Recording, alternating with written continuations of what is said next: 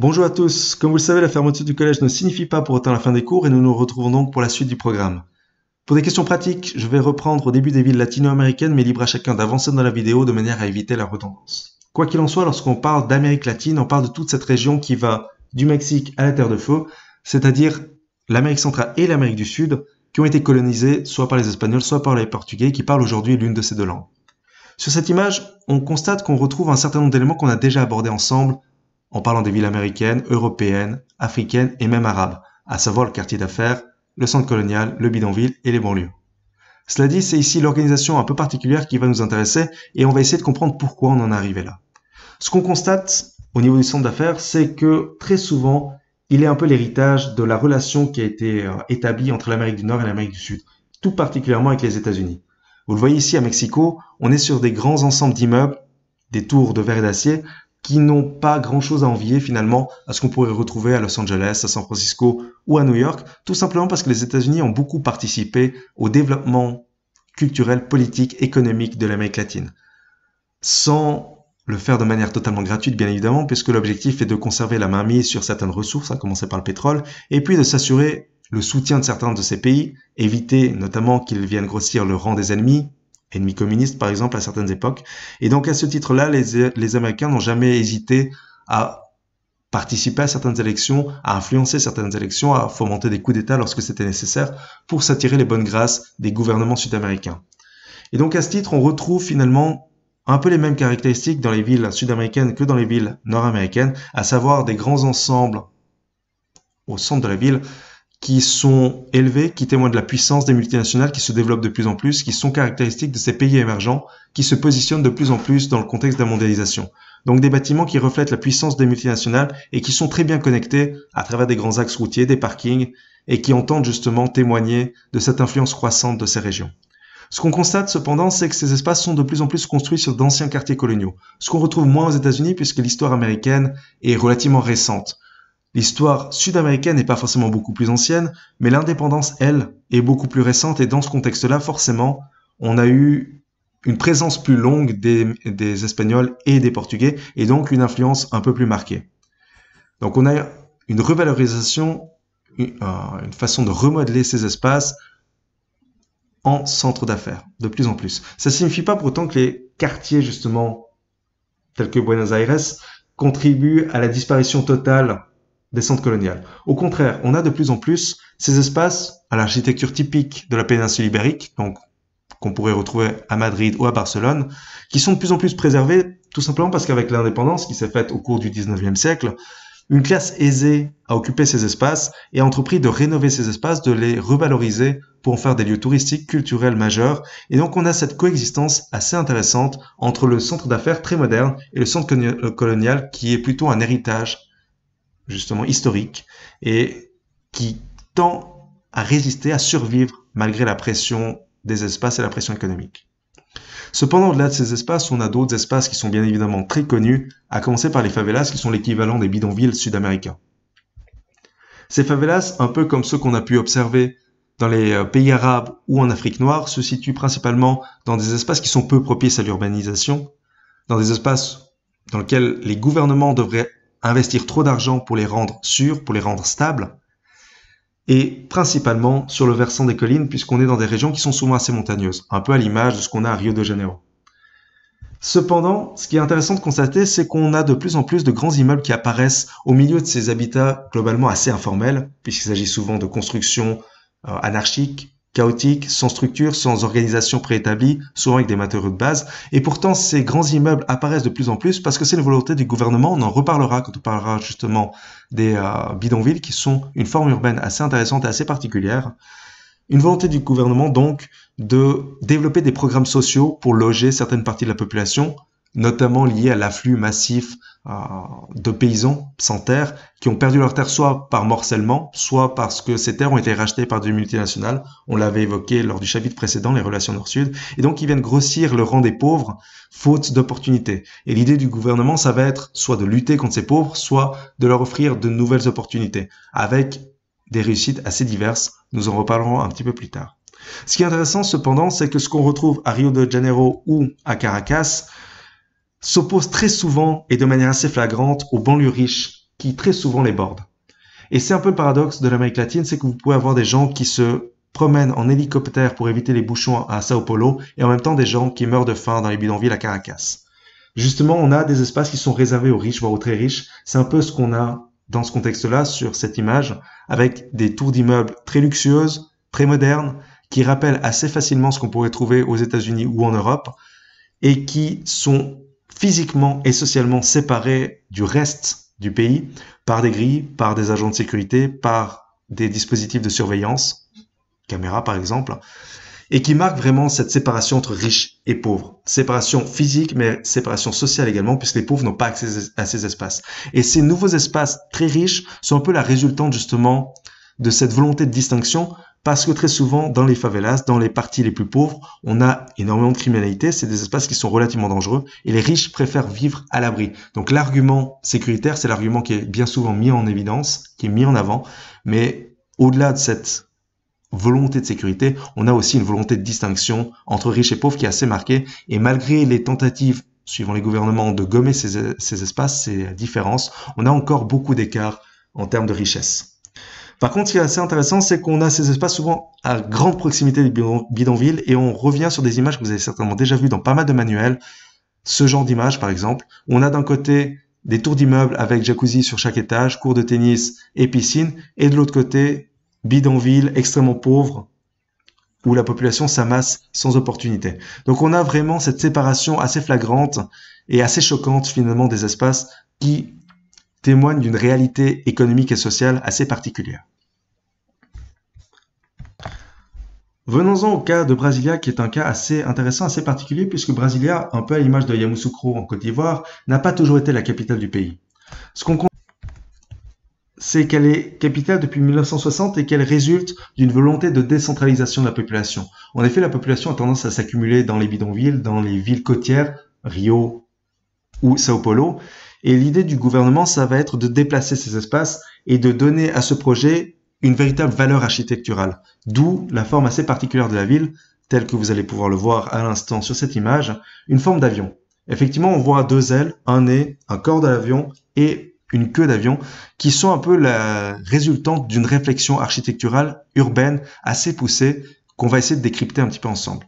L'organisation spatiale est assez particulière justement puisqu'au centre de cette structure, on va retrouver les tours du Parlement, les ministères, les ambassades, les services commerciaux, tout ce qui est indispensable à la vie quotidienne de la population. C'est ce que vous voyez ici, un petit peu à l'image de ce qu'on avait vu dans Yamoussoukro, donc de grands espaces étendus, de grands axes de communication, beaucoup de verdure pour finalement une population qui n'est pas si nombreuse que ça, mais ça a au moins le mérite de faciliter la circulation dans ces espaces. Aux périphéries, vous allez trouver le palais présidentiel. Le but, ça va être de l'isoler pour le protéger. Et donc, dans le nez de l'avion, vous allez trouver ce genre de bâtiment qui est aussi le fruit d'une réflexion architecturale assez poussée qui témoigne justement de cette volonté d'organisation de l'espace telle qu'elle a été voulue à Brasilia.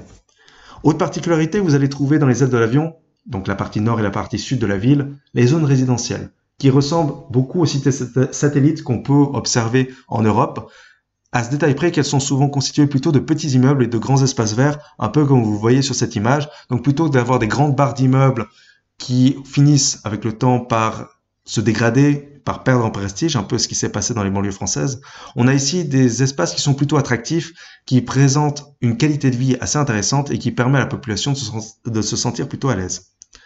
Dans la queue de l'avion, vous allez retrouver tout ce qui est services annexes, donc services militaires, tout ce qui est gare ferroviaire, transport de marchandises, la prison, les hôpitaux, stades, cimetières, etc. Donc tout ce qui participe aussi d'une certaine manière à la vie de la population, mais qui occupe peut-être moins d'espace dans le quotidien de cette population. Donc on a voulu mettre un petit peu plus à l'écart ce qui n'était pas indispensable dans le quotidien et de cette façon mieux structurer l'ensemble de la vie urbaine.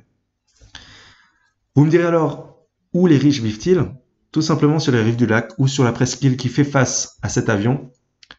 Et on retrouve ici un petit peu ce qu'on avait pu observer dans les villes américaines avec cet habitat individuel omniprésent, ces grands espaces, vous voyez, dans une situation plutôt agréable, à proximité du lac justement, des villas de taille plutôt raisonnable, avec un espace vert, avec une allée, avec une certaine intimité qu'on ne retrouve pas forcément dans les cités satellites qu'on a pu aborder précédemment. Donc des espaces qui sont plutôt privilégiés, qui vont se destiner à une population relativement riche. Brasilia n'évite cependant pas la question des bidonvilles, puisque c'est une question omniprésente en Amérique latine et notamment au Brésil, et on va retrouver à l'extérieur de la ville également des bidonvilles qui se sont développés. Et c'est un peu le paradoxe dans une ville qui a voulu s'organiser de manière très logique, très rationnelle, architecturale, qu'on retrouve justement ces espaces désorganisés, désordonnés, issus de nulle part avec des objets de récupération qui ne correspondent pas justement aux standards de la ville. C'est assez paradoxal et en même temps ça reflète justement ces inégalités qui restent omniprésentes quel que soit l'espace. Autre élément qu'on peut mentionner, c'est qu'il s'agit d'une ville étendue. Et dans ce contexte-là, la ville n'a pas été pensée pour être parcourue à pied. Elle a été pensée pour la voiture. Et ça peut poser problème en termes de pollution, en termes de gestion des ressources et des matières premières, et puis en termes de circulation de manière générale, même si les axes ont été pensés pour absorber un maximum de personnes, l'automobile est indispensable pour fréquenter ce genre d'espace. Enfin, dernier problème qu'on pourrait mentionner, la question de la situation. On est sur un espace qui est particulièrement excentré, qui nécessite forcément l'exode de la population. Vous le voyez ici, si on prend Rio ou Sao Paulo, on est sur les côtes, donc des régions qui sont déjà très développées. Brasilia est bien à l'intérieur des terres. On est loin du milieu du pays, mais en même temps, le pays est largement dominé par la forêt amazonienne. Donc en termes de contrôle de l'espace et en termes de situation, on est quand même sur une situation qui est bien centrale. Et on est quand même à plusieurs centaines de kilomètres de la ville de Rio ou de celle de Sao Paulo, ce qui explique qu'elles sont aujourd'hui peu attractives et que ce soit difficile d'attirer des populations pour la peupler et pour la faire se développer. Donc très logiquement, c'est une ville qui a eu moins de succès que ce qu'on espérait, un peu à l'image de Yamoussoukro, encore une fois, qui s'est construit vraiment à l'intérieur des terres, dans cette idée de décentralisation, mais sans avoir le succès attendu. Ceci permet de clore d'une certaine manière la partie ville latino-américaine. On va passer assez rapidement sur les villes asiatiques, puisqu'il y a également quelques éléments qui sont assez intéressants. Cependant, on ne partira pas sur le graphique, puisque finalement les villes asiatiques, c'est des villes qui évoluent très rapidement. Donc ce serait assez difficile de poser un schéma classique, standard sur l'une de ces villes. En effet, les villes asiatiques oscillent constamment entre tradition et modernité. C'est quelque chose que vous pouvez très bien voir sur la ville de Séoul, où on a encore des quartiers traditionnels avec des petites maisons, faible hauteur, superficie réduite, où on vit quand même assez à l'étroit, avec des ruelles étroites, et d'un autre côté un centre-ville qui s'est développé énormément, qui aujourd'hui compte parmi les grands centres urbains, notamment d'un point de vue économique, d'un point de vue politique, d'un point de vue diplomatique. Donc c'est un espace qui compte, qui a de l'importance. Et on a cette opposition assez importante, assez frappante entre ces différents espaces. Opposition qui se retrouve d'ailleurs en Chine également, entre les quartiers traditionnels chinois et puis les centres-villes extrêmement développés. Vous avez ici Beijing, et à Beijing, ou Pékin en français, la différence est peut-être encore plus marquée, puisque vous avez encore l'existence de la cité interdite, donc du palais impérial, au cœur de la ville et qui occupe des espaces colossaux. Ce qu'on constate cependant de manière générale, c'est qu'on assiste à la croissance rapide des quartiers d'affaires. Les CBD, pour rappel, c'est ce qu'on avait appelé les quartiers d'affaires dans les villes américaines, et ces quartiers se développent énormément grâce à l'afflux de capitaux étrangers. L'Asie est devenue l'atelier du monde. C'est là que les entreprises ont délocalisé, ont créé des usines pour produire tout ce qu'on consomme en Europe et aux États-Unis. Et forcément, cet afflux d'argent a permis le développement de la ville à travers des grands projets architecturaux, à l'image de celui-ci, qu'on trouve à Pékin, ou à l'image de grands ensembles tels que ceux qu'on pourrait retrouver à Shanghai. Donc des villes qui n'ont plus finalement grand-chose à envier aux villes américaines ou aux villes.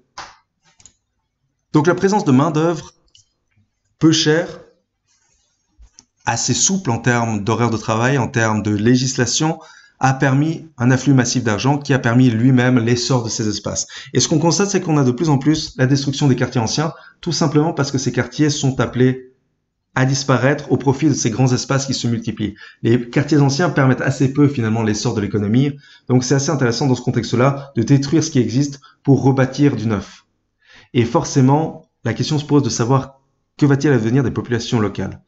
En Chine, disons que la possibilité est assez limitée puisque les gens sont incités à partir. On peut avoir des primes qui incitent au départ, qui incitent au déménagement, mais ces primes sont souvent insuffisantes et la population est progressivement mise à l'écart, rejetée un peu de force par le gouvernement. Ce qu'on constate, c'est que cette population est aussi très souvent logée dans des cités périphériques, dans des grandes tours d'immeubles où la précarité a tendance à s'imposer, à se multiplier.